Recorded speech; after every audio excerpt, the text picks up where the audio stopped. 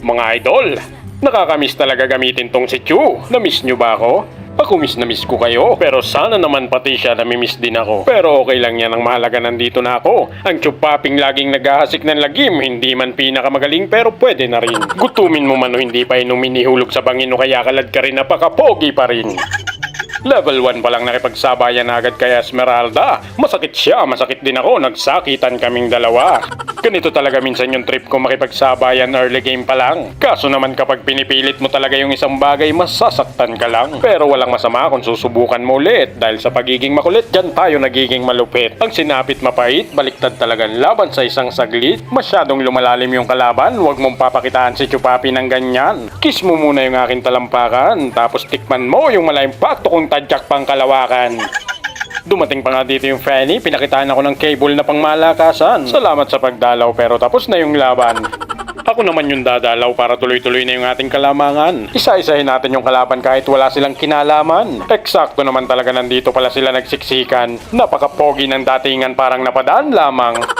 Balikan mo agad yung lane mo kahit ayaw niya nang bumalik sa'yo. Mag-focus ka sa laban, huwag kang mag-focus sa taong ayaw na sa'yo. Dahil siguradong nakafocus na rin siya sa iba. At huwag mo nang susubukang mangumusta. Dahil baka masaktan ka lang pag sinabi niyang okay na okay siya. Lalong-lalo na nung nawala ka. Nakilala pala ako ni Fanny kaya pala lagi akong tinitipihan. Pinapakitaan palagi ako ng cable na pangmalakasan. Tinatanong din niya kung kilala ko daw siya. Dahil kung hindi daw magpapakilala siya. O edi nice to meet you. Shoutout na lang kahit hindi ako sumasagot dyan. Bumalik na nga lang tayo sa laban. Si Eudora, plinaying ko na bago pa ako kidlatan. Binigyan ng tadyak di gulat pang malakasan. Hindi na niya nailuwa yung kidlat niya. Bumarayata sa lalamunan. Dito naman may kaguluhan, 3 versus 3 yung laban. Kunti na lang yung buhay nila, hindi na ako masyadong nahirapan. Nagset yung dalawang tank, yung isa't isa rin ang nahuli. Kaya naman na sana namin to, kaso nakialam pa si Fanny. Pero salamat, habol na lang ng habol habang lamang ka pa. Pitas na lang ng pitas hanggat kaya mo pa. Pagkatapos, abangan mo lang ng abangan para magulat mo sila. Nakakatuwa talaga.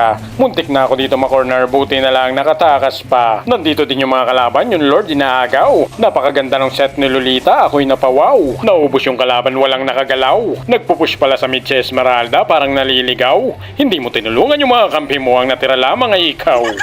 Kaya sumama ka na sa kanila, ano pang hinihintay mo? Tutulungan ka na namin para hindi sila magtampo sa'yo.